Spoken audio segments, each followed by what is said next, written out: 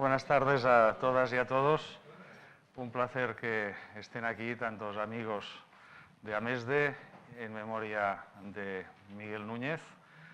Este acto es un pequeño homenaje que se enmarca dentro del contexto de esta humilde exposición, pero llena de afecto y de memoria hacia Miguel Núñez, que, como saben, murió hace 10 años. Yo no quería hablarles, soy el director de este centro cultural, primero porque no hace falta, porque hay muchas intervenciones, y en segundo lugar porque estoy muy congestionado. Pero en cualquier caso, les doy la bienvenida a ustedes, a Jaime Ruiz, presidente de AMESDE, a otros amigos, a Ignasi Riera, a Antonio Gutiérrez, a Joan Herrera, a Elena, que ha sido alma mater de que esta exposición desembarcara en Madrid. Y ya dicho esto, paso la palabra a Jaime Ruiz. Muchas gracias.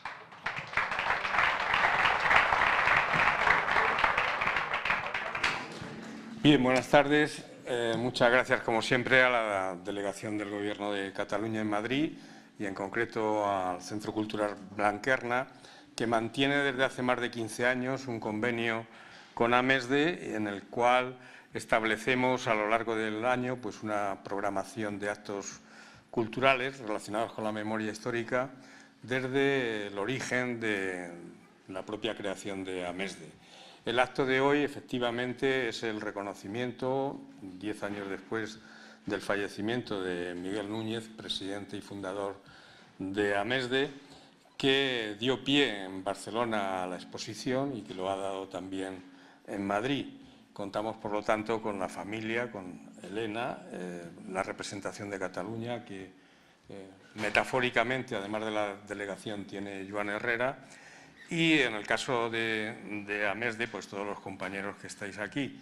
La conductora de este acto va a ser Amparo Climent y, como siempre, como son muchas las intervenciones de amigos, compañeros que van a comentar su relación con Miguel Núñez y que va a estar intercalada con alguna poesía, algunos versos, alguna canción, pues entonces le vamos a pedir que se agilice mucho.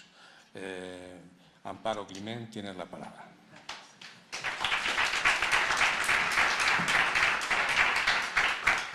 Gracias, buenas tardes. Hoy nos hemos reunido, amigos y camaradas, para recordar y homenajear a nuestro compañero Miguel Núñez. Miguel nació en Madrid en 1920, en el barrio de Lavapiés. Siendo estudiante, se adhiere a la Fundación Universitaria Escolar, a las Juventudes Socialistas Unificadas. Participa en la Guerra Civil, primero como miliciano de la cultura y más tarde como comisario político, y se afilia al PCE. Al finalizar la guerra fue encarcelado y condenado por rebelión militar a 30 años de prisión y cumplió condena desde 1939 a 1943, principalmente en la cárcel de Ocaña, donde coincide con Miguel Hernández. Ya en Barcelona, a finales de 1944, es nombrado responsable político de la agrupación guerrillera de Cataluña. Y poco más tarde, en 1945, es detenido nuevamente. Pasa en la prisión Modelo 6 meses, hasta que sale en libertad provisional. Después de 2 años de clandestinidad en Francia, en 1953 regresa a España y pocos años después es detenido y esta vez brutalmente torturado. Fue miembro de la dirección del PCE y responsable político del PSUC en Barcelona. Allí se le juzga en 3 consejos de guerra y se le acusa de rebelión militar y adhesión a la rebelión y es condenado a 29 años de cárcel. Cumple condena principalmente en la cárcel de Burgos desde 1958 a 1967, en que fue puesto en libertad provisional. En total, fue condenado a 55 años de cárcel, de los que cumplió 15. Fue diputado en las Cortes Generales en las 2 primeras legislaturas, de 1978 a 1982, y finalizada su etapa parlamentaria, funda y preside la ONG ACSUR, Las Segovias, y participa activamente en la cooperación con América Latina.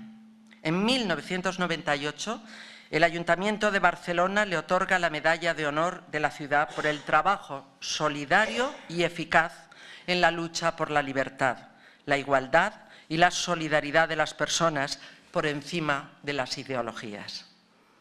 En 2002 publica el libro de memorias La revolución y el deseo. En 2004 la Generalitat de Cataluña le distingue con la Creu de Sant Jordi. En el mismo año se constituye la Asociación de Memoria Social y Democrática, AMESDE, de la que fue miembro fundador y presidente y promotor de la Cátedra Extraordinaria del siglo XX en la Universidad Complutense de Madrid. Miguel Núñez fue un firme defensor del derecho a una muerte digna. Nos dejó hace 10 años y hoy, como he dicho al principio, sus amigos y camaradas, estamos aquí para recordarle, reivindicando la vigencia de los valores que incorporó a su vida política y que hoy confluyen en la defensa de la democracia. Y ahora vamos a ver una pequeña pieza audiovisual sobre Miguel. Gracias.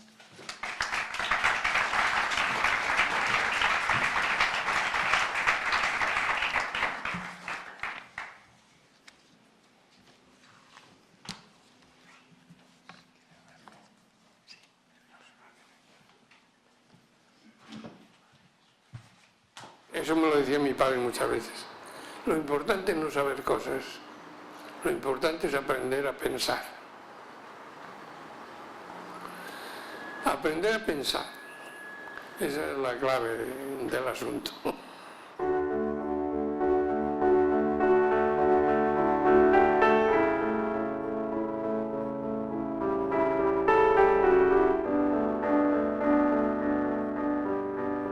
El siglo XX es el siglo de las 2 guerras mundiales, del colonialismo todavía, los restos del colonialismo,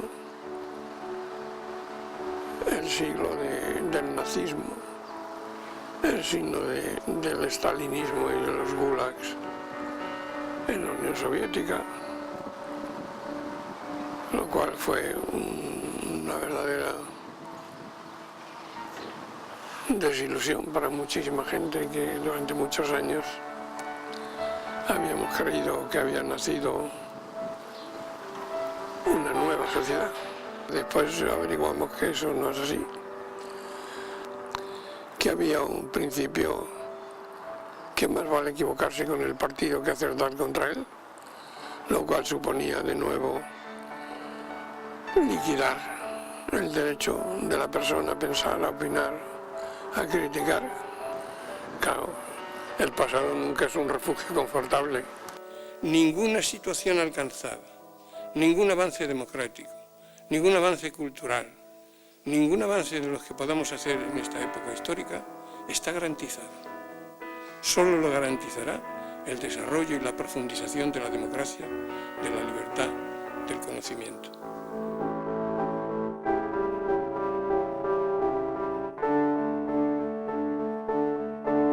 Cuando dejé el Parlamento en el año 82, empecé a ver que el problema en el mundo se desplazaba a la lucha entre el norte y el sur,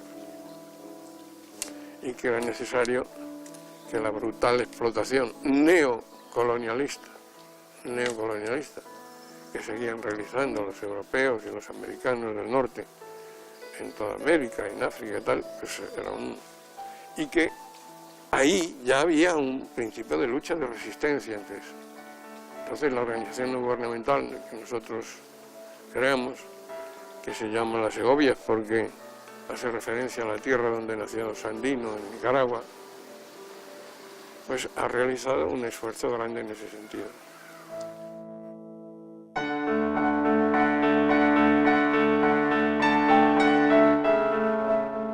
Apareció la idea fatal de la transición, de que no había que hablar de lo pasado,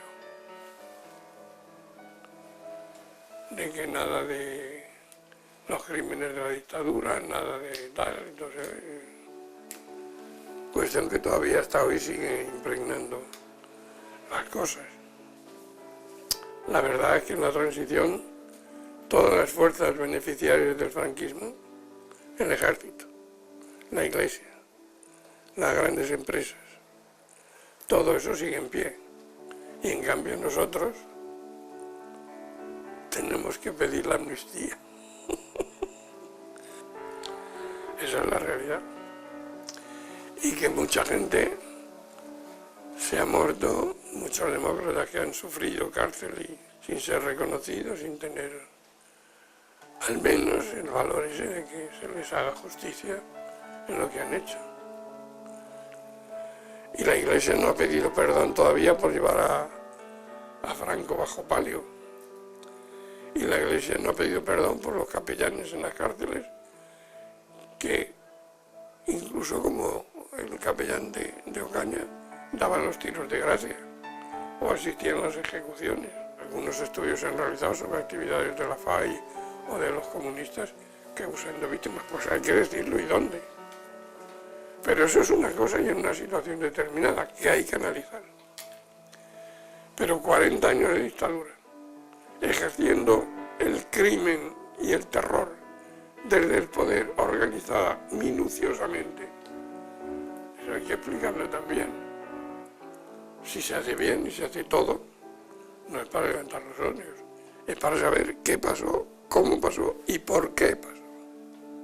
Ese es el elemento esencial. Recuperar la memoria histórica quiere decir también preparar el futuro. No se trata de quedarnos anclados en el pasado y honrar a los demócratas que sufrieron, que se fueron asesinados, a sus familias, a todo, sino que también es una lección hacia adelante.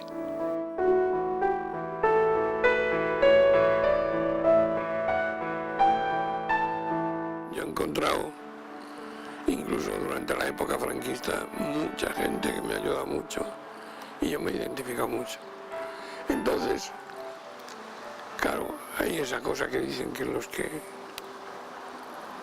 van a desaparecer quieren estar en su patria. Yo, aunque haya nacido en Madrid, pues por muchas circunstancias, no cabe duda que mi patria de adopción es Cataluña, es Barcelona.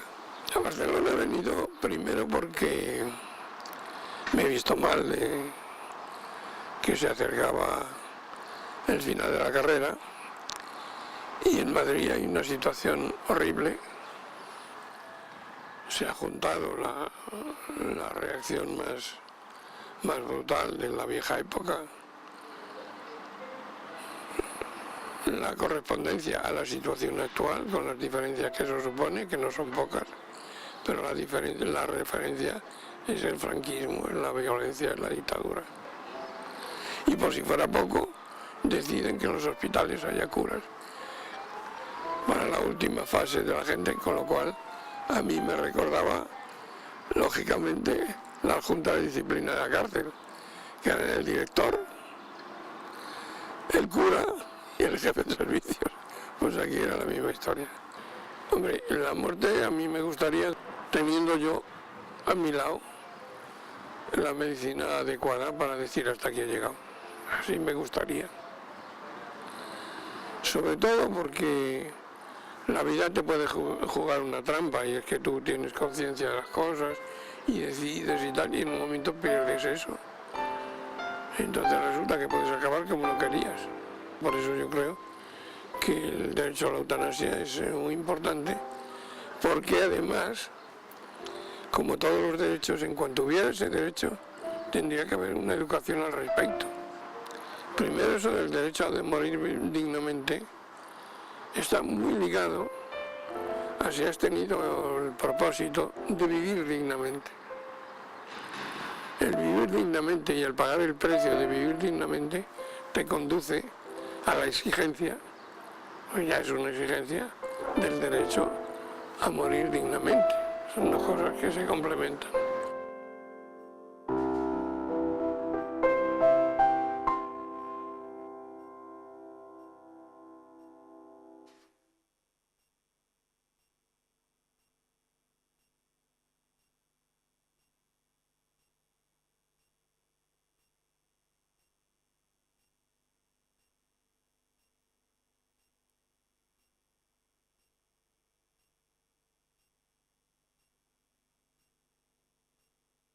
Empezar un turno de intervenciones de amigos y compañeros. Y en primer lugar tenemos a Jaime Ruiz, presidente de AMESDE.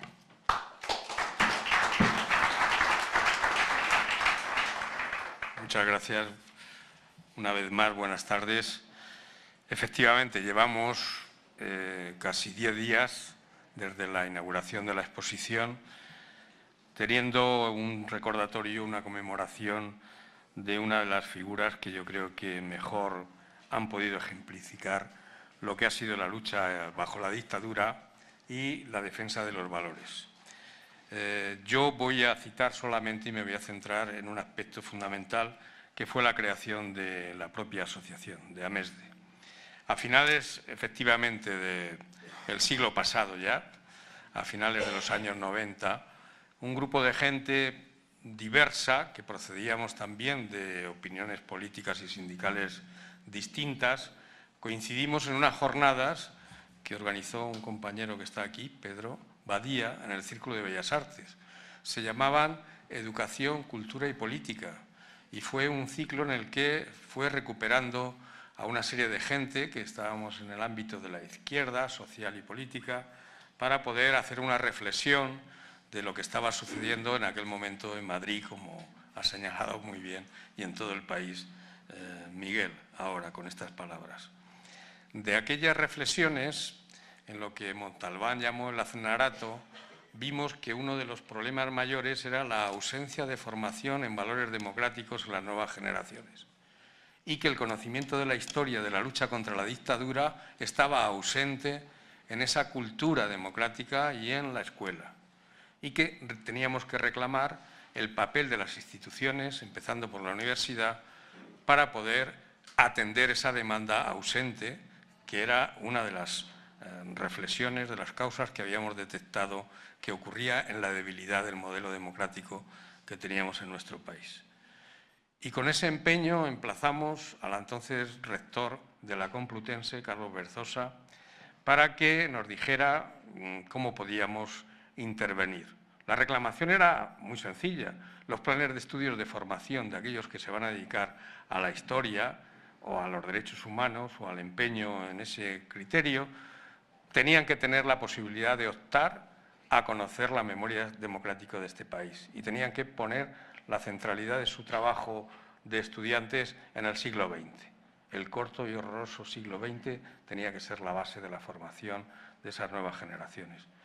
Y el rector nos dijo que él, dentro de la universidad, pues había una estructura, departamentos, etcétera, etcétera, que era muy difícil sacar adelante, pero que algún agente externo podía reclamar esto que le comentábamos y que quizá, pues a través de eso, y la voluntad, lógicamente, que nos dijo desde el principio que compartía esta necesidad, pues podría conseguirse algún modelo de formación específica en este campo. Bueno, repasando lo que entendíamos que podía ser una asociación amiga o entidad próxima, concluimos que mejor creamos una que tenga como objeto y planteamos a la universidad efectivamente que se incorpore esa formación en ella. Y así se creó AMESDE, porque el empeño de AMESDE no era la exhumación, no era la reclamación solo de las víctimas, no era solamente el trabajo, todavía pendiente por desgracia en este país, de dignificar los que lucharon contra la dictadura. Era un empeño más dirigido al deber de memoria y a la formación de las nuevas generaciones, a recuperar una cultura democrática para esta sociedad que se reclama de la Constitución, pero que, sin embargo, no crea fundamentos y valores que permitan que efectivamente la vida de los ciudadanos se nutra en la escuela, se nutra en la sociedad de esos valores. Y efectivamente así se creó AMESDE y el empeño de Miguel fructificó y se creó la Cátedra de Memoria Histórica. Siguieron luego los avatares y siguió el empeño. Yo creo que Miguel refleja también un aspecto que me ha parecido siempre muy importante. El empeño de que antes de reclamar algo había que crear un estado de opinión favorable a lo que se reclamaba. Cuando nosotros iniciamos el trabajo sobre la memoria histórica, nos planteamos crear un manifiesto que reclamara la existencia de una ley que amparara la memoria histórica. Y efectivamente, pocos años después, muy pocos años después, y Joan Herrera se acordará perfectamente porque en aquel momento era diputado y fue protagonista de la elaboración de la Ley de Memoria Histórica, vino la ley. Pero la ley viene como resultado de un esfuerzo social y una reclamación. Miguel siempre decía, antes de exigir en cualquier aspecto, en cualquier momento, y lo que vino después sobre la eutanasia también nos lo explicó igual, antes de reclamar el grado máximo de una exigencia, formemos la opinión favorable que explique y haga entender a la gente que eso es necesario y bueno para todos, porque eso es lo que garantiza su futuro, no el establecimiento de la ley por sí sola. Las leyes y las libertades no se conquistan de una vez para siempre, si no existe un cuerpo social que las sustente y las valore. Y yo creo que ese fue el ejemplo más valioso que Miguel nos dio. En cada etapa de su vida, la conquista de un proyecto que permitiera reivindicar los valores coherentes de una vida en libertad y una convivencia para todos más justa. Ese es el recuerdo que yo tengo de Miguel, al que le agradezco sus enseñanzas. Muchas gracias.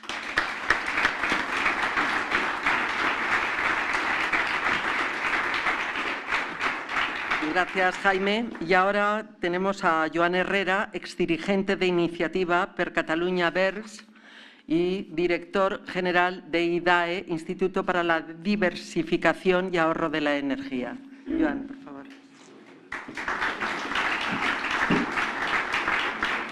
Bueno, muchas gracias. La verdad es que es muy emocionante estar aquí porque para algunos, cuando empezamos a militar, Miguel, digamos que nos marcó, bueno, Elena lo sabe muy bien, ¿no? Poderosamente. De hecho, aún recuerdo, ¿no?, las últimas visitas, primero en Toledo, ¿no?, en la residencia en la que estaba, y luego en la Vallebrón, ¿no?, y cómo charlábamos y hablábamos y aprendías tanto con Miguel, ¿no? Yo ¿qué quisiera destacar de Miguel? En primer lugar, el hombre que encaró en una sola vida varias vidas, ¿no? Varias vidas. Porque fue capaz de protagonizar la lucha contra el franquismo dándolo todo. Un héroe humilde, además, porque eso es lo que era, un héroe humilde. Porque fue incapaz, después de su etapa política, de dedicarse precisamente a la cooperación con Axur Las Segovias, porque fue capaz de construir el marco social que articulase la lucha por la memoria histórica y democrática, como él también muy bien explicaba, porque finalmente encaró la batalla por una muerte digna. Bueno, cuántas lecciones, ¿no? Y a la vez lo hacía siempre con esa humildad, con esa generosidad y con ese punto, si me permitís, cachondo, porque Miguel era un tío muy divertido, ¿no?, que lo hacía todo tan bien, ¿no? Segundo lugar, yo lo que os diría además es que era un hombre lúcido, especialmente lúcido. Sabía leer los momentos, como nadie, y antes que nadie. Y nada dogmático. Esa lucidez, yo me acuerdo de conversaciones sobre los foros sociales mundiales y el movimiento alterglobalizador, donde Miguel te leía perfectamente lo que estaba pasando y lo que se estaba protagonizando y lo que se estaba gestando en la construcción de una sociedad que iba a ser distinta, ¿no? ¿Qué diría hoy Miguel, ¿no?, en torno al reto del cambio climático y lo que va a representar en los próximos años? Pues estoy seguro que estaría dándole vueltas precisamente a cómo hacemos que el principal reto moral de la generación que vive en este principio del siglo XXI lo encaramos y cómo ese reto precisamente va a acentuar las contradicciones, pero como a la vez es una oportunidad, ¿no? Y sobre todo yo lo que os diría es que su experiencia vital era impresionante, no por lo que había vivido, sino por cómo lo explicaba. Y un día hablando con él, ¿no?, un día le dije, oye, es que tu generación estáis hechos de otra pasta, ¿no? Porque la nuestra, vaya, vivimos lo que vosotros. Y dice, Joan, no te equivoques, cada generación vive pues lo que le toca vivir y lo encara como puede. Y yo le preguntaba, ¿y cómo aguantabas, no, con Cres? Y él siempre contaba lo mismo, ¿no? Me imagino a todos mis compañeros en una pared que me están mirando y, bueno, y así. Y te lo explicaba con una normalidad que hacía que el acto heroico pareciese un acto normal. Yo, para acabar, una de las lecciones de Miguel, ¿no? En esta ley de memoria histórica de la que habla Javier, que estuvimos negociando y donde no conseguimos todo. Y teníamos dudas. Estábamos en el final de la legislatura y, por tanto, cálculo electoral, si me permitís, ¿no? Estos del PSOE, qué malos que son, qué mierda, perdón, qué ley más insuficiente, tal y cual, ¿no? Bueno, y era una tentación posible. De hecho, otros lo hicieron. Y yo lo que hice es me fui a mis clásicos, si me permitís, ¿no? Me fui a hablar con Miguel. Y le dije, mira, hemos conseguido esto, esto, esto y esto otro, pero hay cosas que no las hemos conseguido, Miguel. No hemos conseguido la anulación, lo de los Valle de los Caídos, que estuvo en el redactado y luego saltó, y podemos explicar por qué. Otro día o en otro momento no lo hemos conseguido, pero hay otros elementos que sí, creamos las bases. Y Miguel me dijo, Joan, lo revolucionario es avanzar. Pues qué lección, ¿no? Yo creo que en los tiempos que corren de hipertacticismos, de política líquida y de momentos complicados, que continúan siéndolo, pero a la vez de escenarios de oportunidad y de cambio, bueno, qué lección, ¿no?, de uno de nuestros héroes. Porque, perdonar, Miguel era uno de nuestros héroes. Yo, para acabar, quiero destacar otra función de Miguel. Era un madrileño catalán o un catalán madrileño, tanto me da. Y en estos tiempos que corren lo necesitamos gente como Miguel más que nunca.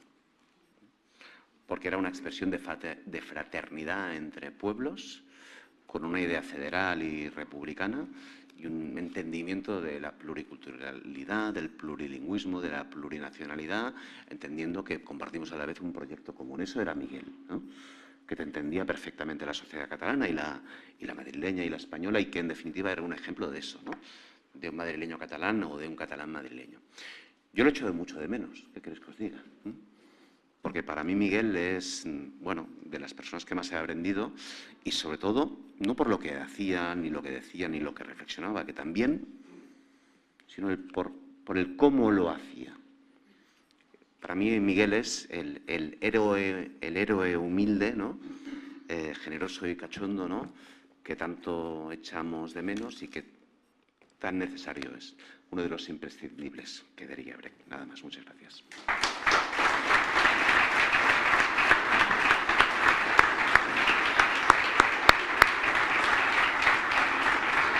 Gracias, Joan. Y ahora, bueno, es momento para la poesía también. Creo que a Miguel le gustaba mucho la poesía y una bonita manera de hacerle este homenaje es recitando poesía. Con nosotros Gloria Vega, que va a recitar un poema de otro grande, Marcos Ana.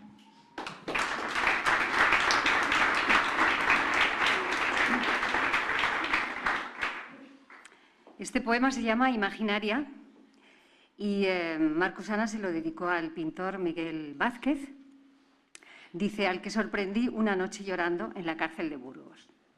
Y dice así. Oídme, amigos. He visto con los ojos soñolientos algo que quiero contaros. Es la madrugada. Un preso enfrente de mí despierta. Se incorpora sobre un codo, lía un cigarro, se sienta. Mientras fuma tiene ausente la mirada, como dormida la frente. Sueña el viento en la ventana. Tira el cigarro, se inclina, saca un pedazo de pan, se lo come lentamente y después rompe a llorar. Quizás no tenga importancia, yo os lo cuento. Ya sabéis que a mí las losas me han gastado hasta los huesos del corazón. Pero ver llorar a un hombre es algo siempre tremendo. Y este preso no es un árbol que se ha roto, sigue ileso. Pero de pronto ha venido todo lo suyo a su encuentro en esta noche tranquila. Con su dolor en mi pecho le miro. No puede verme. Sus ojos están muy lejos. Sus ojos cerca, llorando tan suave, tan hondamente, que apenas se mueve el aire y el silencio. Una alerta le estremece. Por el patio se oye cruzar el relevo.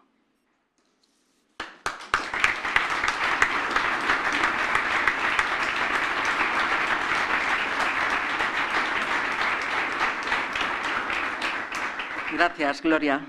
Ahora es el turno de Fernando Marín, presidente de la Asociación del Derecho a Morir Dignamente.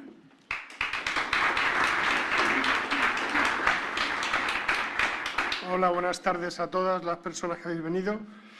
Yo estoy aquí por la teoría de los vasos comunicantes, referida a los derechos humanos, ¿no? No se puede defender un derecho humano sin defender todos los derechos humanos, ¿no? Todos nacemos libres e iguales y lo tenemos muy claro en el movimiento ciudadano por una muerte digna, ¿no? Como decía Miguel, la muerte digna es inseparable de la vida digna.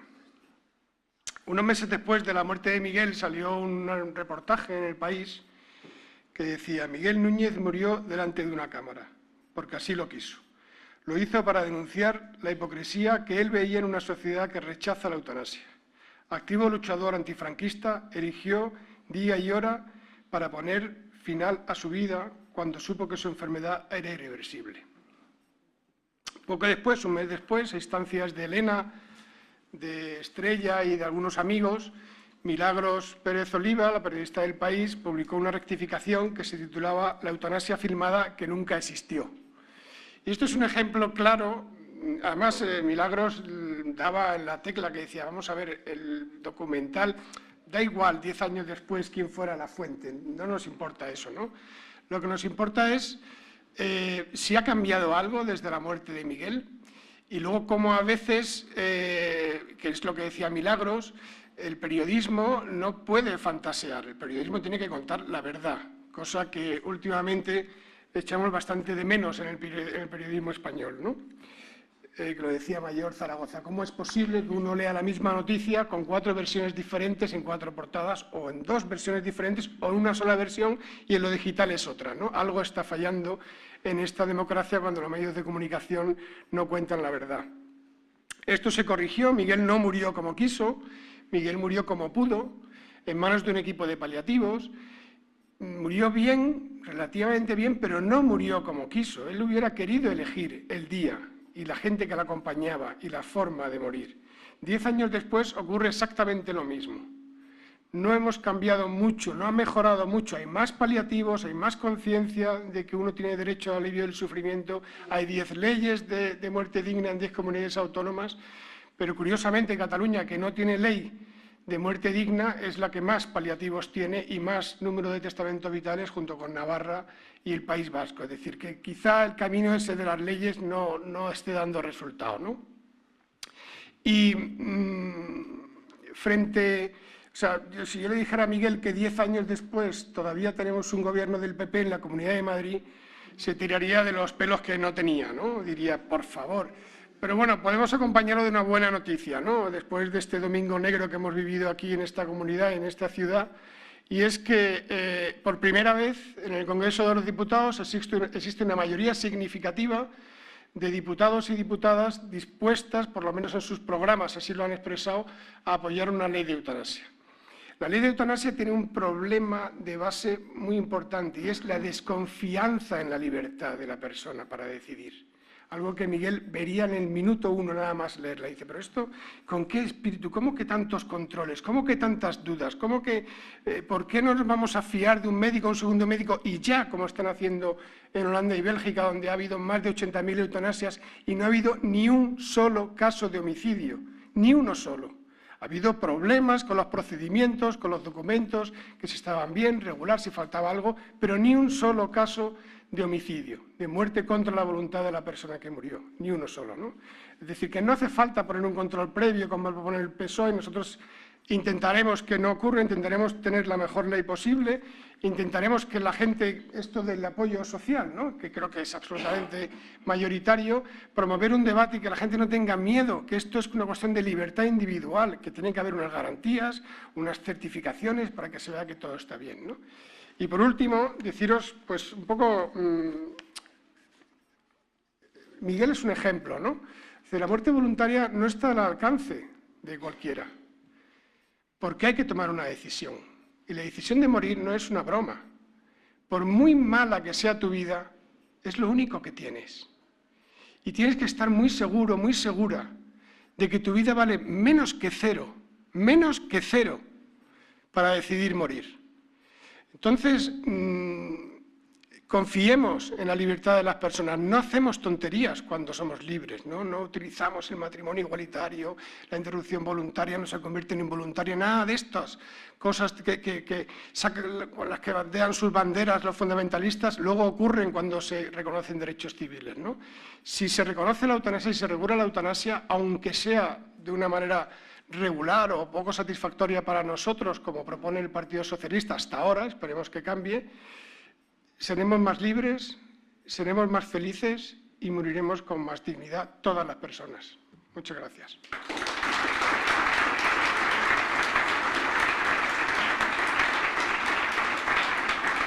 Gracias, Fernando. Y ahora tenemos con nosotros a Carlos Berzosa, ex rector de la UCM y presidente de la Comisión Española de Ayuda al Refugiado, CEAR.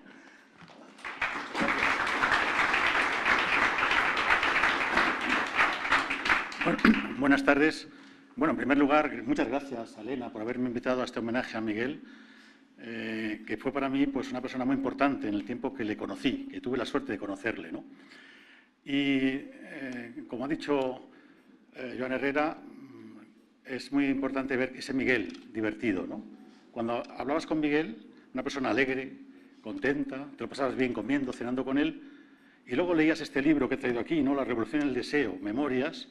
Dices, cómo una persona que ha pasado todo lo que ha pasado puede estar sin rencor, puede ser una persona alegre y puede ser una persona divertida, ¿no?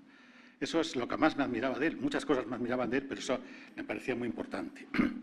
Y tengo que decir que cuando fui rector, al poco tiempo investigué doctor honoris causa. Fue mi primer doctor honoris causa, Antonio Tapies.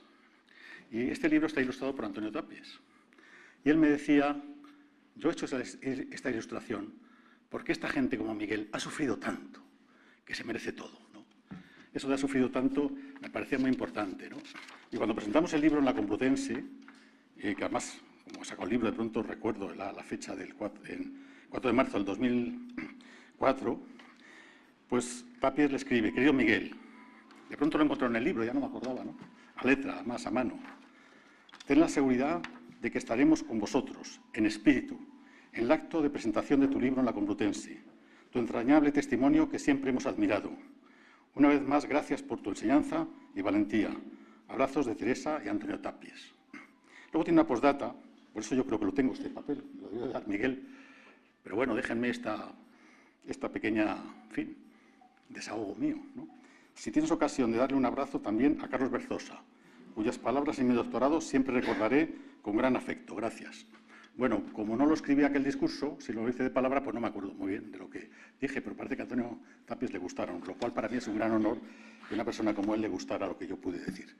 Bien, dicho esto, como lo más importante es que, como ha señalado Jaime Ruiz, creamos la Cátedra de Memoria Histórica en la Complutense. La dirigió Julio Aróstegui, un catedrático de Historia de reconocido prestigio, y realmente se hicieron muchas cosas, ¿no? Y yo, de las tantas que hicimos en la universidad, estoy muy satisfecho de aquella Cátedra de Memoria Histórica, de todas las conferencias, de todos los seminarios que se organizaron. Algunos de ellos pues yo inauguré, fui a todos los que más podía, y sobre todo porque había jóvenes, estudiantes, que sí tenían interés por saber ese pasado, esa memoria histórica, ¿no? Y de las muchas cosas que le quedan a uno en esos 8 años de rector, pues siempre quedan cosas positivas, y una de ellas fue precisamente la Cátedra de Memoria Histórica. Siento y lamento que después, por una serie de malos entendidos, pues la Cátedra de Memoria Histórica desapareciera, no con Carrillo, que fue el rector que me sucedió, sino con el siguiente, Carlos Andradas, ¿no? Los dos fueron vicerrectores conmigo, pero ninguno consiguió ser reelegido. O sea que fueron discípulos míos hasta cierto punto, porque yo sé que conseguí ser reelegido, ¿verdad? Estar 8 años y no 4, ¿no? Y desde entonces no se ha vuelto a poner la Cátedra de Memoria Histórica, y ya dudo que vuelva otra vez a la universidad, siendo la universidad un foro abierto, como se ha dicho, abierto también a la sociedad, y que actividades como esta las tiene que llevar a cabo y realizar. Porque una cosa que ha hecho Miguel, que era de su padre, pero que a mí me ha gustado mucho, es decir, no se trata de saber muchas cosas, sino de aprender a pensar, a razonar. Esto también lo decía mucho José Luis San Pedro, ¿no? Que hay que saber pensar y razonar. Y por desgracia hoy el sistema educativo que tenemos está en contra de que la gente piense. Yo que sigo dando clases, veo alumnos muy buenos, incapaces de pensar, sobre todo con la realidad social y económica, ¿no? Y es que se les han unos sistemas educativos que les obliga tanto a esforzarse que no tienen tiempo ni para leer ni para pensar. Decía Manuel Sacristán, que cita también en este libro, en una conferencia que dio sobre la universidad, ante una gran masa, ¿no? Entonces había ganas de saber y de ver a estas gentes que eran nuestros referentes intelectuales, que había que leer, no bastaba con saberse los libros de manuales, ¿no? Y un estudiante de ingeniería, está recogido ahí en sus artículos y memorias, se levanta y dice: mire usted, yo estudio ingeniería y no puedo leer, es imposible, la carrera es muy difícil de aprobar. Dijo: pues mal plan de estudios es ese que no le permite a usted esa capacidad de leer y de reflexionar. Y ahora tenemos todos unos malos planes de estudio, porque no hacen más que estudiar, pero luego no piensan ni reflexionan y se creen todo lo que les decimos. Bueno, yo no, a mí no me creen tanto, ¿no? Digo la teoría económica convencional.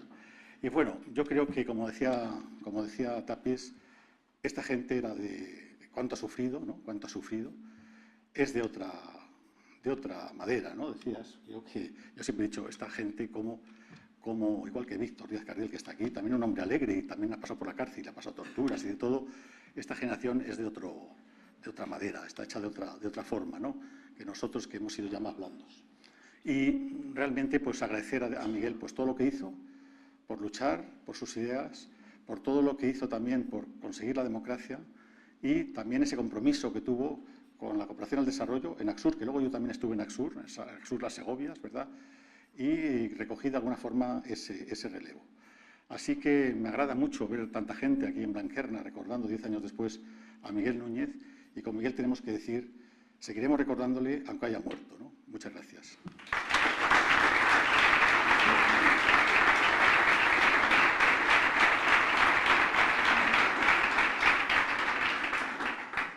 Gracias, Carlos. Canción última de Miguel Hernández. Pintada, no vacía, pintada está mi casa del color de las grandes pasiones y desgracias. Regresará del llanto a donde fue llevada con su desierta mesa y con su ruidosa cama. Florecerán los besos sobre las almohadas y en torno de los cuerpos elevará la sábana su inmensa enredadera nocturna perfumada. El odio se amortigua detrás de la ventana. Será la garra suave. Dejadme la esperanza. Miguel Hernández.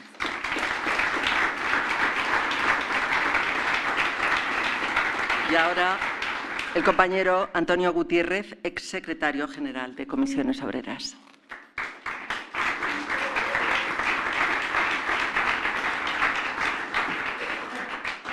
Hola, buenas tardes. Manera de ser precedido por el poema tan bonito y tan preciso que ha recitado de mi paisano Miguel Hernández, que era también uno de los vínculos con Miguel, ¿no? Me habló mucho de su experiencia carcelaria con Miguel Hernández, ¿no? Y también con Buro Vallejo, en Ocaña. Yo le agradezco también a Elena, si quiero empezar, ¿no?, que me invitara a participar en este homenaje, pero ahora he de confesar lo que no le dije por teléfono, porque al colgar me quedé tan extrañado de que hiciera 10 años que ha muerto Miguel, ¿no? Hasta el punto de que ahora aquí, a la chita callando, le pregunto a Ignacio Riera, ¿de verdad que son 10 años? ¿No? Porque los ideales por los que luchó Miguel, ¿no?, lo que él representó desde las primeras decisiones de su vida hasta el final, son tan actuales, tienen tanta vigencia, que cuesta mucho, a mí por lo menos me cuesta mucho hablar de Miguel en pasado, ¿no? Empezando por esa decisión que ciertamente fue heroica, como se ha dicho aquí, un madrileño que se va a Cataluña en el momento más oscuro, tenebroso de la dictadura, ¿no?, de la dictadura fascista. Y yo creo que esa decisión fue la primera gran impugnación que hacía Miguel a los nacionalismos de toda clase, de todo tipo, ¿no?, demostrando que los seres humanos no tenemos raíces. Uno de los fundamentos más queridos por el nacionalismo, ¿no? Los seres humanos tenemos piernas. Y con esas piernas hemos recorrido el mundo de un confín a otro para colmar los afanes de vida de cada cual. Y los afanes de vida de Miguel pues, fueron luchar por la libertad, por la justicia, por el socialismo. Y lo hizo indistintamente, primero en el PC, luego en el MSUC, pero también, tras esa mezcla de saberes, impugnaba otro de los fundamentos que hoy hay que cuestionar, ¿no? Las purezas, sean de raza o ideológicas, ¿no? La pureza es siempre infecunda. La mezcla de saberes que protagonizó, que practicó Miguel, es donde reside la sabiduría, es donde germina la sabiduría. Y esa mezcla de saberes también le llevó a que cuando consideró que los confines de los instrumentos políticos en los que había militado, en los partidos, ¿no? Pues no eran válidos, porque a veces se descubrían como simples coartadas ideologizadas de intereses que no concordaban con aquellos ideales que predicaban, ¿no? Pues Miguel optó por la coherencia frente al inmovilismo, porque a veces se confunde la coherencia con el inmovilismo. Cuando uno permanece en la misma casa, aunque afloren a veces, de manera a veces muy brusca, ¿no? Pero se evidencian unos cimientos con podedumbre, permanecer ahí es inmovilismo. Y Miguel no quiso ser presa ni del inmovilismo ni del dogmatismo. Y de ahí siguió defendiendo los mismos ideales, creando Axur las Segurias, para practicar la solidaridad frente a la caridad. Otra cosa también muy en boga, la caridad que se ejerce verticalmente por los que están siempre arriba en la jerarquía social y dan algunas limonas para los que están abajo, pero siempre y cuando no se cambie esa jerarquía social. Él practicó la solidaridad entendiendo que los seres humanos hemos de reconocernos como iguales en derechos y desde luego en aspiraciones a una vida mejor.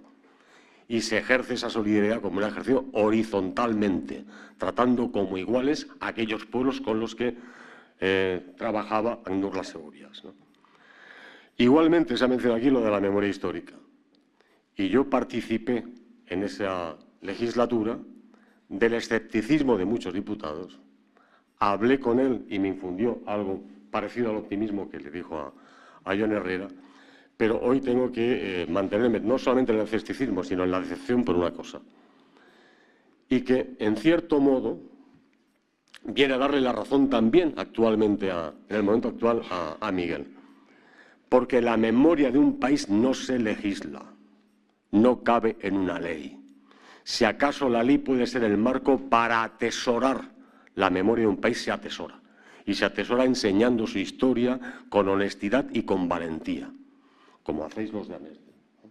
Como él quiso hacer, más allá de las leyes que terminan constriñendo y, por cierto, cercenando o mutilando esa enseñanza de nuestra historia tan necesaria en el mundo actual, o en el momento actual, ¿no? Y por último, creo también que Miguel, por encima de estos fundamentalismos o dogmatismos, ¿no? Siguió practicando esa lucha, ese compromiso con los ideales que siempre le habían animado, ideales que yo considero muy actuales, muy necesarios, en un momento en el que, de un lado, vemos ese pragmatismo vulgar que, en palabras de Machado, es la religión natural de casi todos los canallas, o de otra parte, ese fundamentalismo ridículo, porque pretendiendo dar miedo a los poderosos para demostrar su pureza, terminan haciendo el ridículo más que dando miedo. O los que pretenden ser los garantes de políticas de izquierdas y vemos cómo acaban de casi francrearle el paso de nuevo a las políticas más abyectas de la derecha. Y termino diciendo que ahora comprendo por qué me extraña que la muerte de Miguel haya sido hace 10 años, cuando yo lo considero tan actual. Porque hay personas como Miguel, cuya vida no puede borrar la muerte. La muerte no ha borrado, y espero que no borre nunca, la vida de Miguel. Nada más.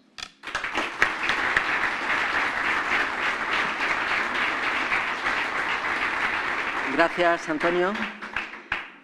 Y ahora también va a estar con nosotros una persona muy comprometida con la memoria, que durante mucho tiempo estuvo en Amnesty y que es el poeta Mariano Crespo.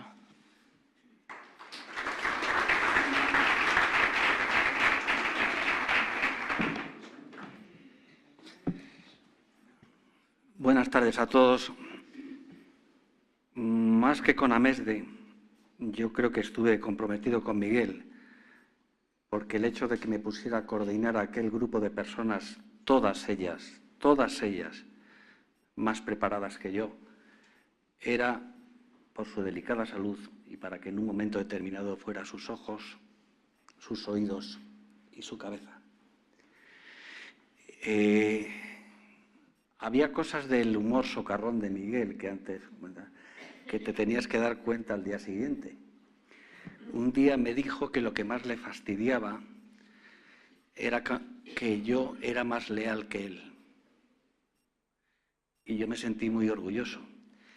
Al día siguiente me di cuenta de que Miguel, por encima de la lealtad, siempre tenía la libertad. Y que lo que me había llamado era un poco pelota, directamente. Entonces, el asunto es que los recuerdos que guardo de Miguel son tan particulares, tan personales, que una vez que mi amigo Pepe Gálvez quiso hacer un cómics, yo no le pude dar ningún dato porque el Leal sabía muchas cosas de la vida privada que no añadían nada a lo que todos conocéis de Miguel. Por eso voy a salir de la dimensión que es en la que estáis todos, que es la política, para tener una osadía. Se ha leído a Marcos Sala, se ha leído a Miguel Hernández de La tierra de Antonio.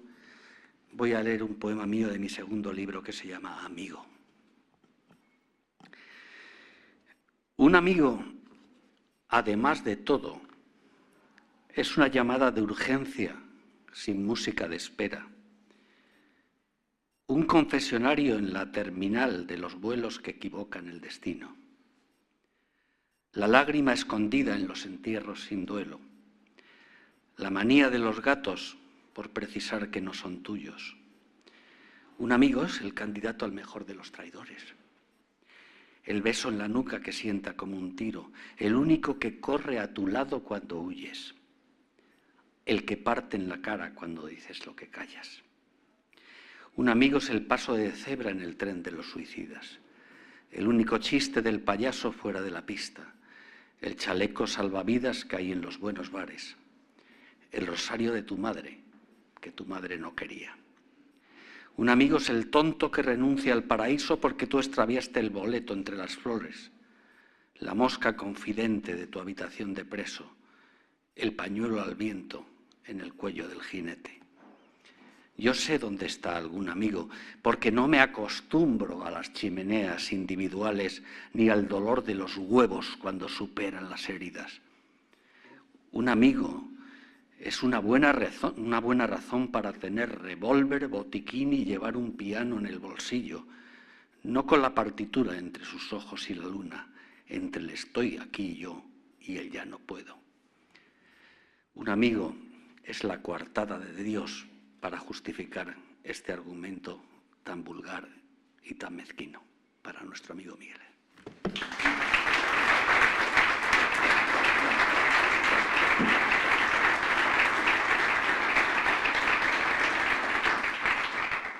Gracias por ese poema, Mariana. Muchas gracias.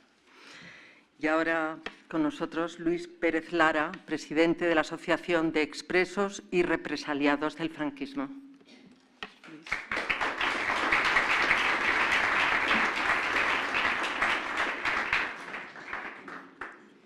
Buenas tardes. Muchas gracias, Elena, por habernos invitado a este merecido homenaje a Miguel. Y muchas gracias a Mesde, que siempre estamos codo a codo luchando por esos caminos de Dios, como dicen algunos. Bien, yo brevemente, como obliga la ceremonia, algunos recuerdos de Miguel. Yo conocí a Miguel en los primeros años 70 y en varias ocasiones compartimos muchas cosas. Sobre todo los viajes a la profunda Castilla y León, donde él tenía contactos de lo que quedaba del Partido Comunista en esa clandestinidad terrible en esas tierras como las zonas de Sayago, donde nunca había llegado nadie a conocer a un comunista, pero había contactos que permitieron después formar el Partido Comunista en muchos de los cuantiosos pueblos de la provincia de Zamora. Hoy hay un alcalde comunista en la capital. En esos viajes aprendí de Miguel muchísimas cosas, muchísimas cosas. Era un gran comunicador, tenía un talante abierto, maravilloso, y con las bromas, además ocurría que teníamos varias coincidencias. Poco después de salir él de la cárcel entré yo. Cumplíamos los años el 12 de agosto los dos y habíamos estudiado los dos en la Escuela de Comercio y nos reíamos mucho de todas esas coincidencias cuando comíamos entre Madrid y Benavente, y me iba contando a dónde íbamos a aterrizar, aquellas áridas tierras políticamente abandonadas, pero que algunas banderitas de camaradas muy leales, entregados, con un compromiso tremendo, permitieron organizar el partido en aquellas tierras, como la familia Camarzana y muchos otros. Bien, homenajear a Miguel es obligado. Hay tantos hombres que han entregado generosamente toda su vida para la lucha por la libertad y la democracia, que 40 y tantos años después de la democracia parece increíble que los homenajes a tantos héroes en esa lucha los tengamos que hacer nosotros. La sociedad tiene un compromiso, una deuda tremenda con las víctimas del franquismo. Decía Miguel, muchas veces se preguntaba, pero ¿a qué esperan para reconocer a tantas víctimas del franquismo, a que estemos todos muertos? Pues a ese punto hemos llegado. A ese punto hemos llegado. Los homenajes que se han hecho a las víctimas del franquismo los hemos hecho nosotros, las víctimas. Y estamos esperando todavía un reconocimiento público. Este homenaje es una maravilla, porque aquí nos concentramos gente que quería mucho a Miguel, que teníamos mucho que ver con él, pero hay que reivindicar que las víctimas del franquismo tienen que tener un reconocimiento público más pronto que tarde, a los pocos que quedamos vivos.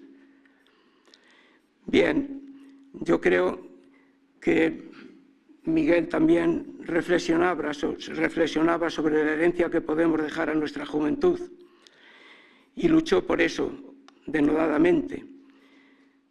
Pero teniendo tantos muertos en las cunetas, ¿qué ilusión podemos dar a la juventud? ¿Qué futuro le vamos a ofrecer? Parece que vienen vientos favorables, vamos a ver si es verdad, para poder recuperar alguna de esas deudas que la sociedad tiene con las víctimas del franquismo como Miguel. Vamos a ver si eso es posible. Y en ese momento habrá que hacer un gran homenaje, aunque estemos todos muertos, pero hacerlo, porque es una obligación que tiene la sociedad con las víctimas del franquismo. Y sobre todo, nosotros un recuerdo muy emocionado a Miguel, con el que tanto compartimos. Gracias.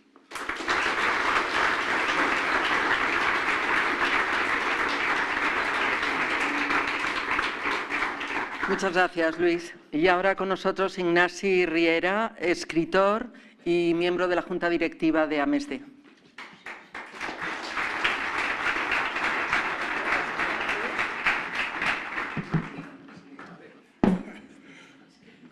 Gracias. En un acto con tanta poesía, yo quiero empezar también con un poema brevísimo, que me parece que tiene mucho que ver con Miguel.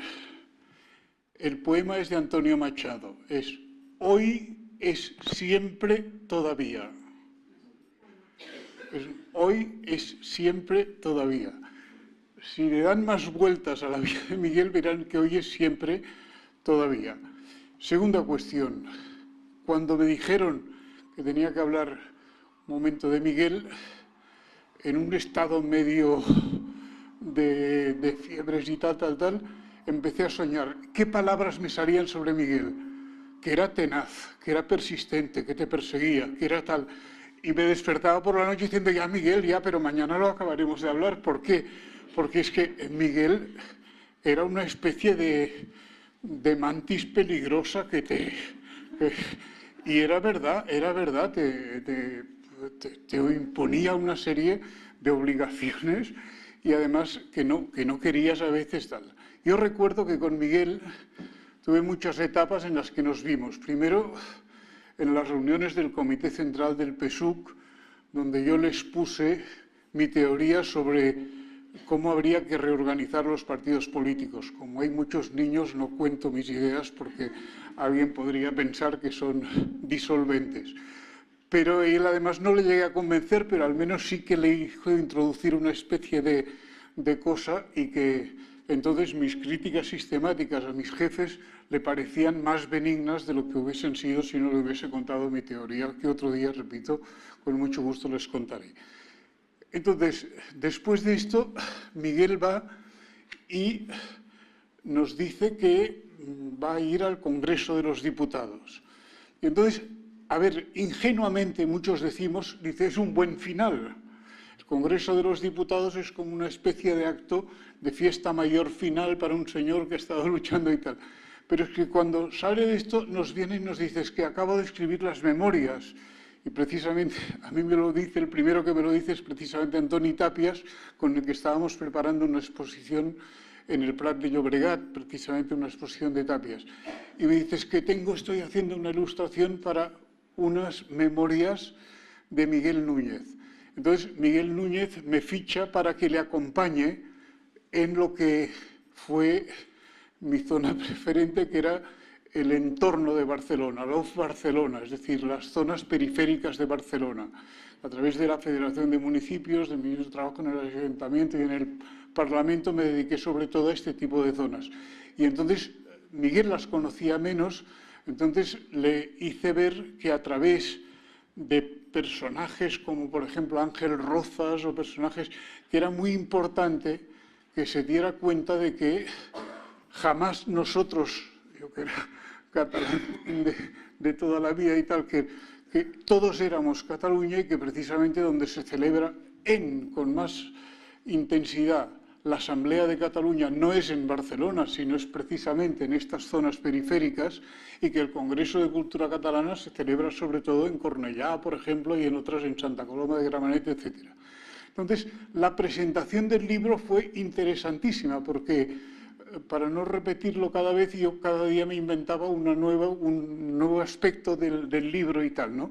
Y entonces la reacción era interesantísima, porque aparecían muchas cosas nuevas, que algunas decía él, dice, tendré que volver a escribir las memorias para recoger lo que me cuentan que he dicho yo en estas memorias, y no era tanto decirlo y tal. Y entonces acabo con el tema de Amesde.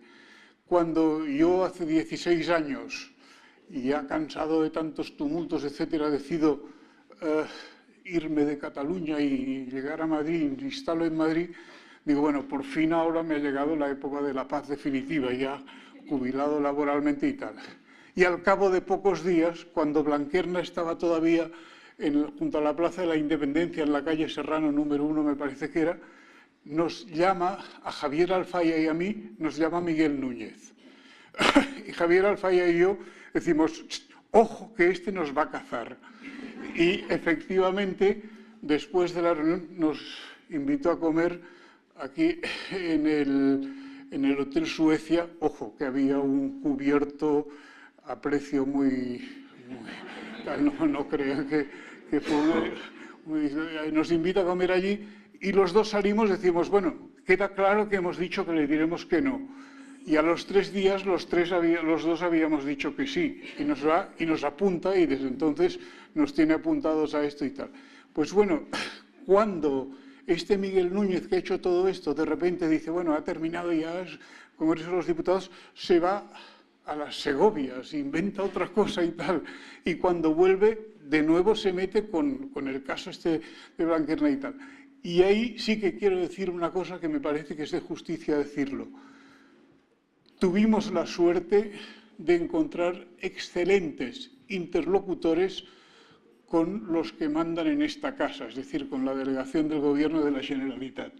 Y creo que es de justicia recordarlo, y que si estuviera aquí Miguel diría, incluso acabaría diciendo, para terminar, un aplauso para las buenas relaciones y la buena actitud que hemos tenido con los representantes de la Generalitat para que pudiéramos llevar adelante programas de la memoria histórica que tienen muy poco que ver con la ideología de muchos de los que mandaban políticamente en aquellos momentos en esta casa. Muchas gracias.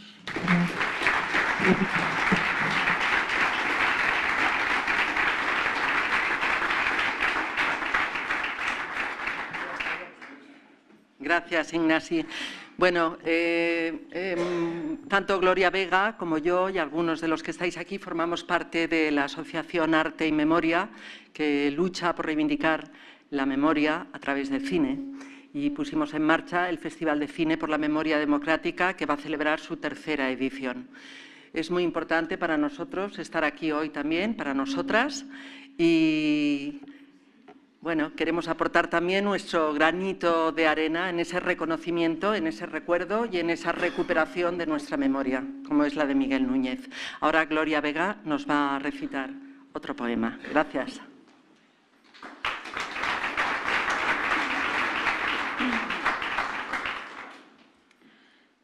Gloria Fuertes. ¿Nací para poeta o para muerto? Nací para poeta o para muerto. Escogí lo difícil. Supervivo de todos los naufragios. Y sigo con mis versos, vivita y coleando. Nací para puta o payaso. Escogí lo difícil. Hacer reír a los clientes desahuciados.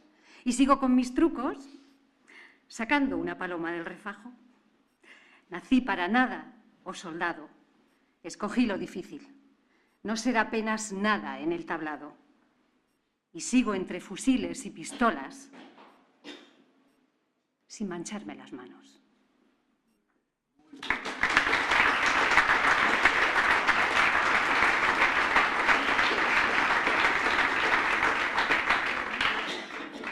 Bueno, está con nosotros Cristina Almeida.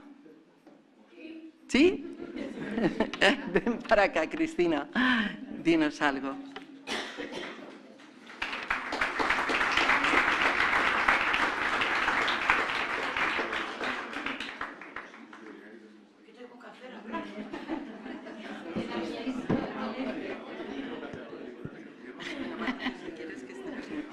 ¿Tú crees que voy a estar mejor aquí abajo? Se me ve menos. Bueno, perdonad, pero esto ha sido... Yo he venido tarde, pero lo sabían que tenía que venir tarde porque estaba en una tele. Y entonces, la verdad que no me podía perder este homenaje a Miguel Núñez, que aparte de ser el fundador de AMESDE, donde seguimos haciendo trabajo, yo ya le conocí hace muchísimos años en la Cataluña del PSUV, en la Cataluña de las reivindicaciones, en la lucha por el estatuto, en Azur las Segovias, cuando se crearon, me acuerdo de Carmen Colli, cuando estábamos en todo aquello. Por lo tanto, aunque luego nos hemos reencontrado en AMESDE, yo por lo menos, pero siempre él había ido indicando un camino. Y la verdad que recordarle en estos tiempos que la mala memoria es algo que es habitual, y para nosotros recordar esta memoria es algo genial, porque es pensar que nunca nadie que ha dado todo en esta vida para poder conseguir la libertad de los demás nos olvidemos de aquellos que dieron su vida. Por lo tanto, no es ya recordar solo la muerte de Miguel, sino su vida, porque es verdad que hará 10 años que ha muerto, pero hacía mucho más años que vivía, y por lo tanto prefiero recordar su vida y sobre todo lo que ha dejado. Nosotros somos una especie de trabajadores a su servicio, porque él se ha ido, pero ha dejado su obra, y su obra la seguimos haciendo la gente que tenemos esperanza en que la memoria se recupere, en que no se olvide lo que ha pasado en este país, que se conozca, que haya una comisión de la verdad, que estemos de verdad sacando que nuestro pasado, que era de héroes y de heroínas, no pueda quedar como un oscurantismo, sino que nosotros lo recuperemos para que sea el orgullo de la gente de la izquierda que supo dar su vida para que todos tuviéramos democracia. Y hay algunos que quieren aprovechar la democracia para destruir la memoria. Y nosotros estaremos aquí siempre para ponernos. Por lo tanto, Miguel, somos unos servidores tuyos, pero tú eras mucho más, eras un servidor de la sociedad. Y aquí seguimos. Muchas gracias.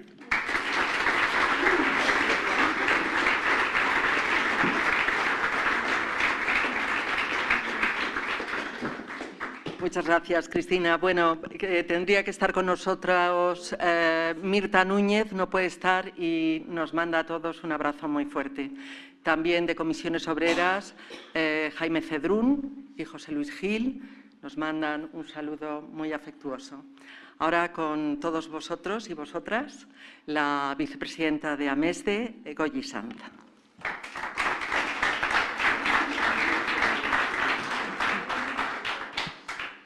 Buenas tardes, amigas y amigos. Me hace una ilusión enorme ser vicepresidenta de AMESDE. Yo conocí a Miguel en los últimos momentos de su vida y nos acompañamos un verano cualquiera, el último verano para Miguel, que él me enseñó una cosa de la que yo estoy haciendo un máster, que es vivir bien y cuando llegue la hora, poco mal y buena muerte. Vivir bien no es tan fácil.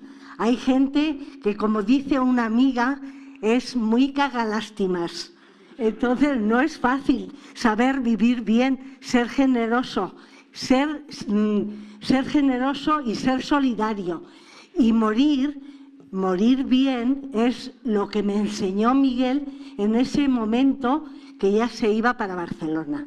Pero en otro momento cualquiera me dijo que tenía que pertenecer a AMESDE y yo me acababa de jubilar.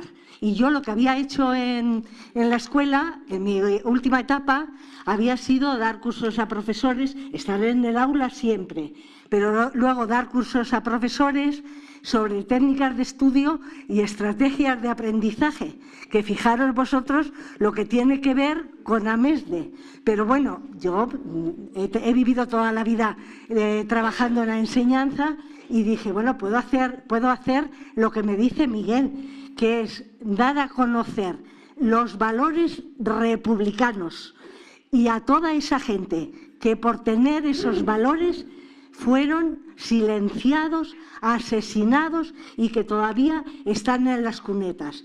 Digo, oye, tienes que estar ahí y ahí me tenéis todavía. Y entonces os digo cómo vosotros podéis veniros a AMESDE con nosotros. ¿Cómo? Tenemos muchos sitios donde podéis participar.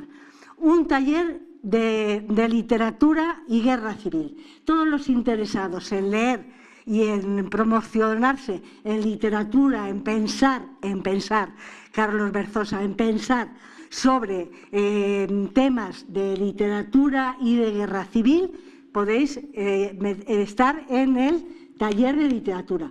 Pero si lo que os interesa es la presentación de libros entre Madrid y Barcelona, Barcelona-Madrid, que aquí tenemos a un representante que es Ignasi Riera, os podéis venir con nosotros a Blanquerna, que todos los meses tenemos un acto. Y si os sigue interesando los documentales y cortos sobre la memoria, veniros a la Biblioteca Histórica, que la Cátedra de Memoria Histórica del siglo XX no ha terminado, continuamos en la universidad, en la Biblioteca Histórica de la Complutense, haciendo documentales y cortos sobre la memoria de esos que no se publican. Entonces, y luego tenemos en nuestra sede para la presentación de tesis doctorales, de pensamiento, cualquier ocurrencia que os ocurra, tenéis sección en AMESDE. Así que os animo a que os vengáis con nosotros, con AMESDE, la Asociación de la Memoria Social y Democrática, que, como decía Miguel, además, Goyi, te lo vas a pasar bien. Yo, entonces, además me lo paso bien, estoy aprendiendo un montón y tuve la gran suerte y sigo teniendo la gran suerte de conocer mucha gente y entre ellos gente que hay aquí que quiero muchísimo, por lo que está muy bien, pasárselo bien, querer muchísimo y además haber podido acompañar a Miguel hasta el último momento y cuando se fue a Barcelona y haberle podido mandar un beso y decirle adiós de cerca cuando se me dijo hasta ahora solamente. Amigos, AMESDE os necesita. Os doy una pequeña tarea. De hoy hasta cuando nos volvamos a ver, pensar qué puedes hacer tú y tú en AMESDE. Muchísimas gracias.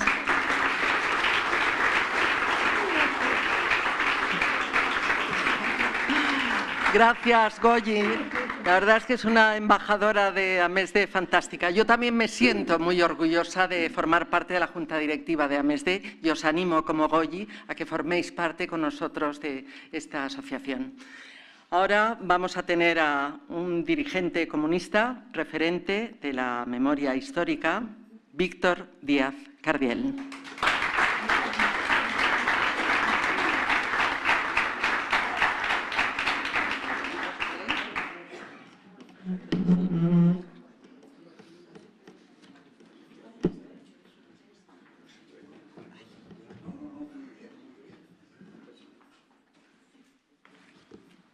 Bueno, buenas tardes.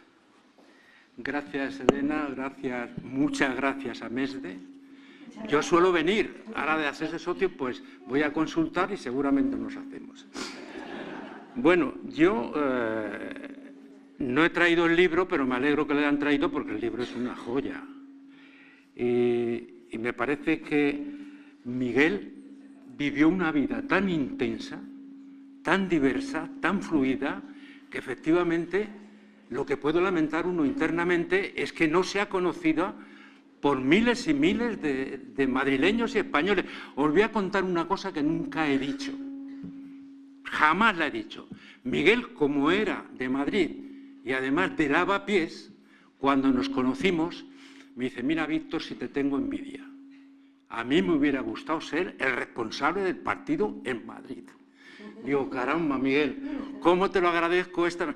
Pero voy a ver, Miguel y yo, o yo le conocí a Miguel después del año 73-74. Él salió, si no recuerdo mal, y aquí se ha dicho, en 1967 de Burgos. Yo estaba ya en Soria desde el año 65, por lo tanto, y salí en el año 72 de Segovia y pues no nos habíamos visto. Yo sabía de su vida, yo sabía de su... pero sobre todo sabía de una cosa que también en las cárceles se sabe. Es que, como él dice en su libro, le pasaban hojas del Capital en la prisión de Burgos, que era una universidad, era la única universidad de las prisiones que ha existido en este país, y sí ha existido un montón de prisiones. Él en Madrid estuvo en 20 y tantas prisiones, solo en Madrid, en los conventos, en los cuarteles, pero si es que había solo cárceles en Madrid, pero también en todo el país. Por lo tanto, a mí me parece que efectivamente merecía eso que se ha dicho ya, que se conociera, porque ciertamente yo he estado hace un mes escaso en la prisión central de Segovia, dentro, dando una conferencia sobre cómo vivíamos los presos políticos en las cárceles. Y Segovia era una cárcel de máxima represión cuando hacías un acto, como hicimos en Soria en 1968, con una huelga de hambre por el derecho de que nos reconozcan nuestra condición de presos políticos. Pero a lo que iba, Miguel, es que cuando cuenta qué es el turismo penitenciario, en el libro ese es que te quedas asombrado. Pero ¿cómo se puede hacer turismo penitenciario? Pues caramba, pues se puede hacer porque efectivamente le llevaban, eso lo han estado haciendo hasta los años 70, y aquí hay testigos de ello, lo han estado haciendo hasta los años 70, pero le llevaban o en una ambulancia, porque a veces hubo humano también, o en un furgón, o en el tren, o en un autobús, en todo tipo de medios turísticos de una cárcel a otra. Y leer eso a mí me parece que es una joya. Aunque sea ahora en un momento en el que con lo que está ocurriendo tú dices, este país es una sorpresa permanente. Pues bueno, como es una sorpresa permanente, el libro de Miguel todavía tiene. Pero es que Miguel ha estado con una vida tan intensa que ha estado en la guerrilla, en la cárcel, en la transición, bueno, ha estado en el exilio, ha estado en el País Vasco, en Andalucía, pero si es que ha hecho de todo. Pero si es que era una joya. Y yo me quedo, le he vuelto a leer este fin de semana y tienes que ir a decir algunas palabras. Yo me podía estar hablando un par de horas, porque nos conocimos en el 73 o 74 y luego fue diputado. Pero si es una persona que había que hacerla. Yo lo de los monumentos todavía me da un pozo porque efectivamente va a costar trabajo sacar del monumento, pero de todas formas Miguel es una joya. Y por lo tanto a mí me parece que turismo penitenciario. Pero bueno, ¿pero esto qué es? Pues te pasas horas y hojas leyendo de cómo iba para un lado, para otro y tal. Pero luego me quedo todavía más admirado, si cabe, cuando lo de las Segovias. Porque con lo de las Segovias sí que trabajé bastante con él. Pero me quedo, yo no sé, cada vez más. Era junto a Ormazábal, que era otra figura de los vascos comunistas, el responsable de la universidad en Burgos. Eso era, perdóname Carlos, no es como pero era, claro, pero es que es una cosa tremenda. Y allí entraban los papelitos y tenían El Capital, El origen de la familia y no sé cuántos libros más en Burgos, con 2000 y pico presos.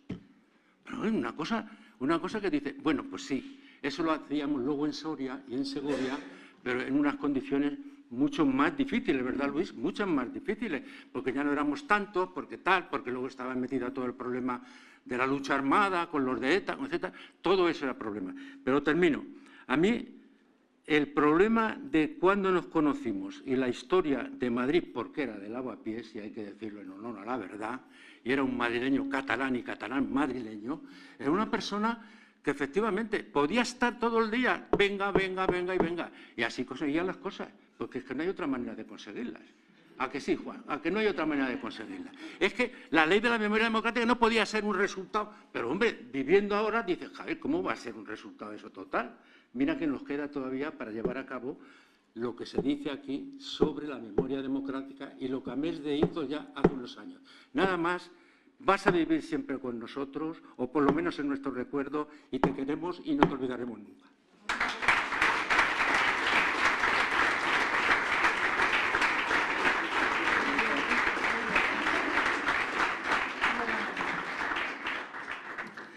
Gracias, Víctor. Estamos llegando ya al final y ahora me gustaría que se acercara aquí el periodista y poeta Rodolfo Serrano.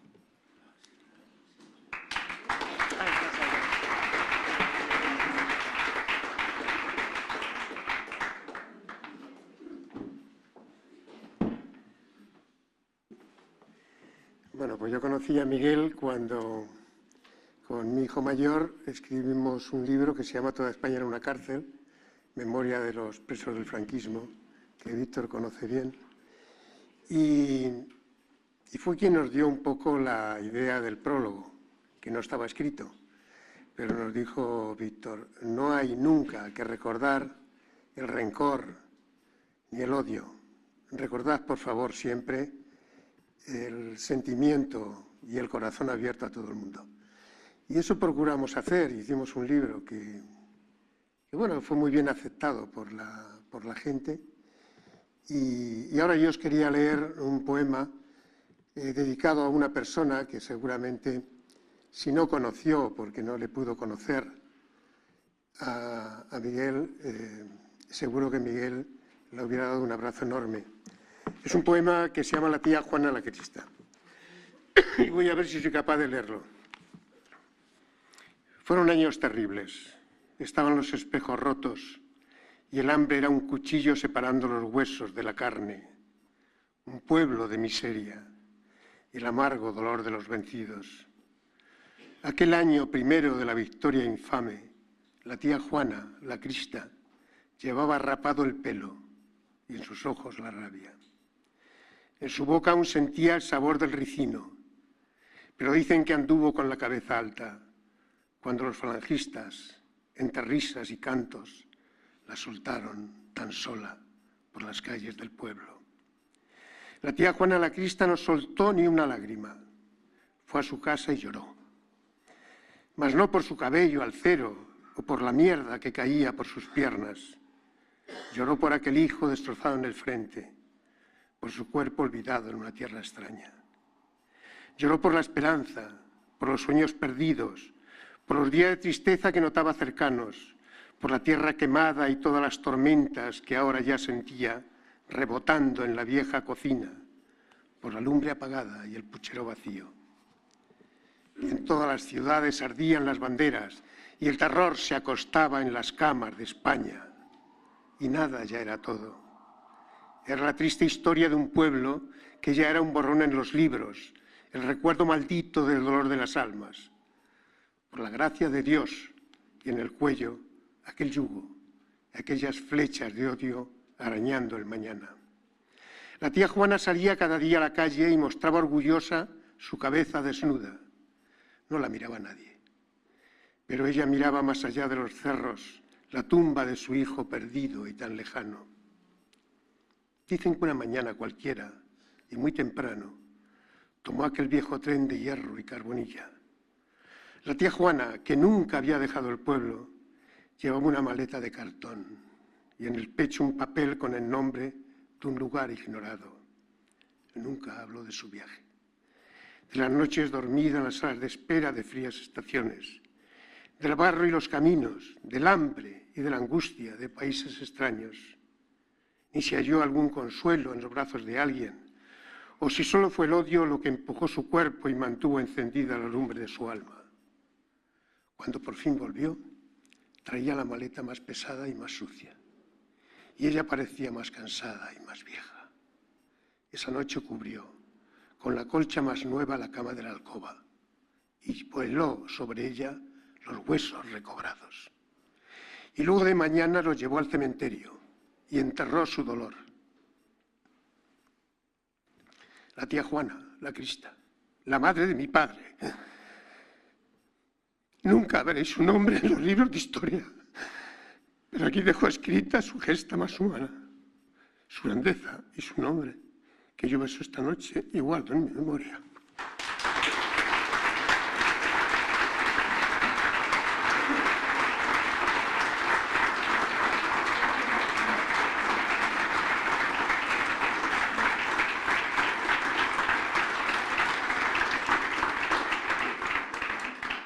Gracias, Rodolfo, nos has dejado con el corazón.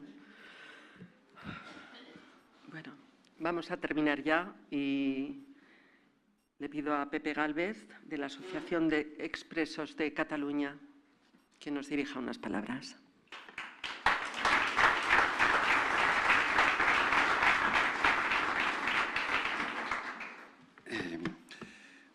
Buenas tardes.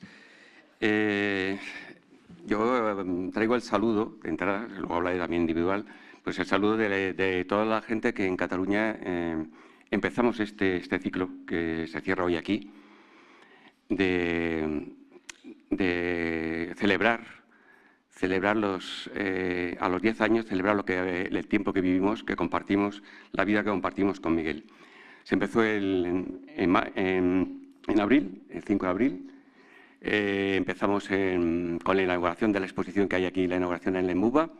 Seguimos con un itinerario por la ciudad de Barcelona que recreaba las luchas, la forma de vivir, parte de la vida de Miguel, sobre todo las luchas que realizó Miguel en Barcelona, y acabamos en la Modelo, con un acto de reivindicación de lo que hablabais, de la actualidad de las luchas de Miguel, de esta actualidad.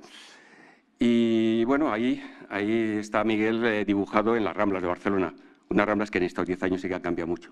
Ya es unas Ramblas muy guirizadas y que no son las que aparecen ahí, pero con ese dibujo que es el que ha encabezado la exposición, se reivindicaba eso que habéis dicho muchos, que es Miguel reivindicó su catalanidad y sobre todo de ser de Barcelona, siendo de Madrid.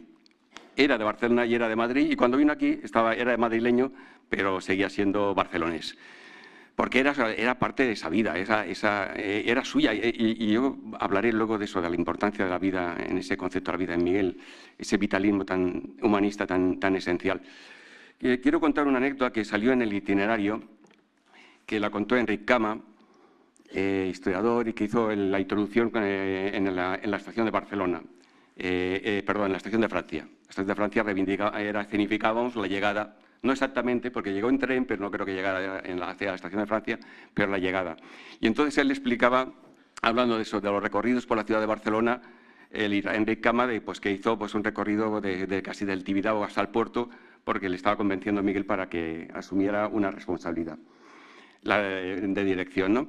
Y entonces una cosa muy significativa es que Enric Cama le pregunta, dice, bueno, pero esto, después de hablar mucho y tal, esto quiere decir que me van a detener, ¿no? Y Miguel le dijo, pues claro. Y eso, a ver, es una anécdota, pero eso explica, y eso que he dicho muchas veces, cómo se hizo la democracia. El claro, él asumió, después de decir el claro, él asumió la responsabilidad. ¿Por qué? Porque en ese momento, esa organización a la que él asumía dirigirla, tenía capacidad de enfrentarse a la represión y asumir la represión porque estaba creando la democracia y la libertad. Y es esa gente la que ha creado la democracia, y es esa gente la que ha construido la democracia. Y eso no nos lo va a quitar nadie, pero lo hemos de reivindicar y lo hemos de defender. Y eso es lo que hicimos y empezamos a hacer en Barcelona y lo que estamos acabando hoy aquí. Y para acabar, cuando hicimos el libro con Alfons sobre Miguel, el cómic, le pusimos un título que era 1000 vidas más, porque se ha dicho la voluntad de vivir y de morir dignamente, pero yo tenía muy claro, y por eso pusimos ese libro, y además es una cosa que he admirado y que sigo teniendo muy mía de Miguel, que él hubiera deseado vivir 1000 vidas más. Porque lo importante de Miguel, cuando nos juntamos toda la gente, juntamos en Barcelona, y seguro que lo que estamos juntando aquí, nos juntamos mucha gente a los 3 actos, pero mucha gente. Y lo que estamos aquí es que cuando compartimos parte de la vida de Miguel, nos enseñó a vivir. Nos enseñó a vivir de una manera diferente. Nos enseñó a querer la vida, porque Miguel quería la vida. La vivía tan intensamente como solo se puede vivir la gente que quiere cambiar la vida. Como la gente que tiene un pensamiento crítico, que además la habilidad actuar unitariamente, pero vivirlo intensamente. Para él vivir era querer cambiar la vida, querer cambiar el mundo. Y eso es lo que, de alguna forma, iniciamos el 5 de abril la reivindicación, la culminamos ahora, y yo creo que 1000 vidas más quiere decir también el compromiso de seguir viviendo como vivió él, querer seguir viviendo como nos enseñó a vivir él. Muchas gracias.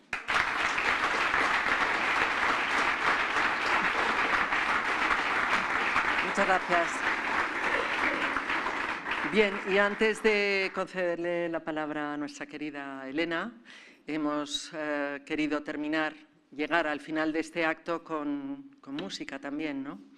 Le hemos pedido un poco, la hemos pillado, aquí te pillo, aquí te mato, a Gloria Vega, que además de ser una magnífica actriz, es bailarina, cantante y una compositora extraordinaria. Le ha puesto música a un poema de Marco Sana y le hemos pedido que nos lo cante a capela aquí. Por favor, Gloria.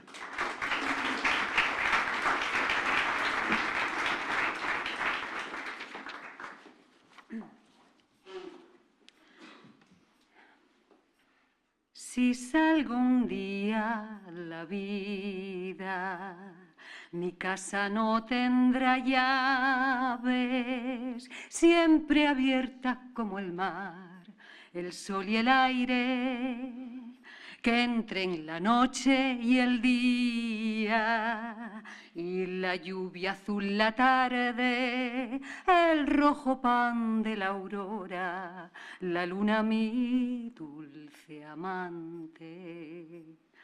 Que la amistad no detenga sus pasos en mis umbrales, ni la golondrina el vuelo, ni el amor sus labios, nadie. Mi casa y mi corazón nunca cerrados, que pasen los pájaros, los amigos, el sol y el aire.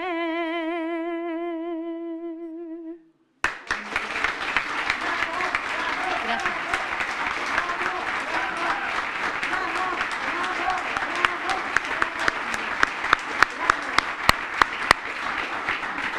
Muchas gracias, Gloria, por ese tango tan maravilloso.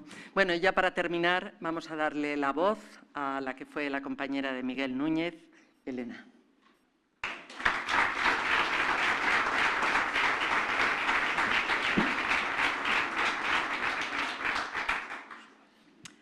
Bueno, a ver, esto es así, ¿no? Bueno, estoy muy emocionada, como siempre, que estamos aquí. Gracias, Amparo, gracias a todos. Ya el otro día, cuando estuvimos aquí, ya fue emocionante presentar la exposición aquí en Madrid y agradecer tanto a Blanquerna como a Mesde, como a todos los amigos, a todos los que habéis intervenido, a todos los que estáis aquí. Bueno, yo estoy encantada. Creo que ha sido una experiencia magnífica. Antes de leerlo esta hojita que la está escribiendo, y la voy a leer porque no quiero equivocarme lo que quiero decir, voy a contar una cosa que Víctor me ha hecho pensar. Cuando ha dicho de Miguel que era una persona así como todoterreno, que todo estaba en todas partes y todo esto, ¿no? De la parte política. Bueno, se me ha ocurrido decir una cosa así simpática de cuando yo le conocí, pero esto es una improvisación. Que yo cuando le conocí presumía mucho de saber hacer un bacalao al pil pil. Y era mentira.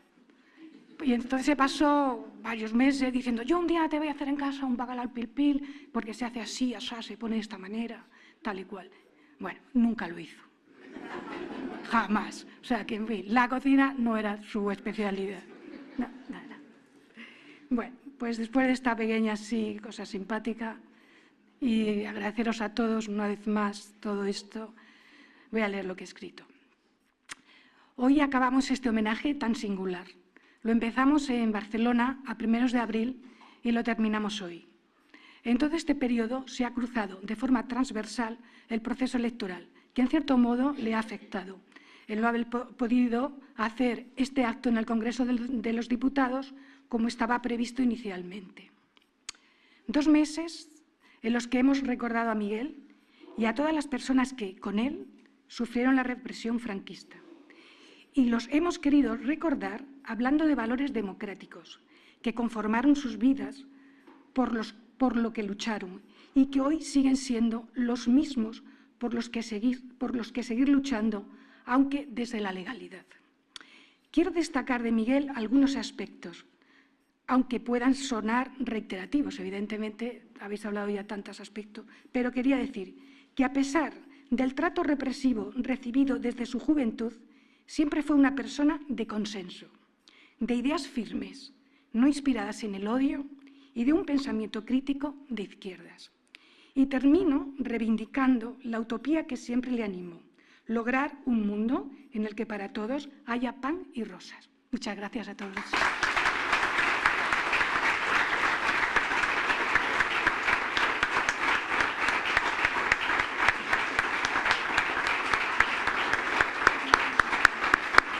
Bueno, y ahora os pido que no os vayáis porque vamos a tomar una copita de cava, ¿no?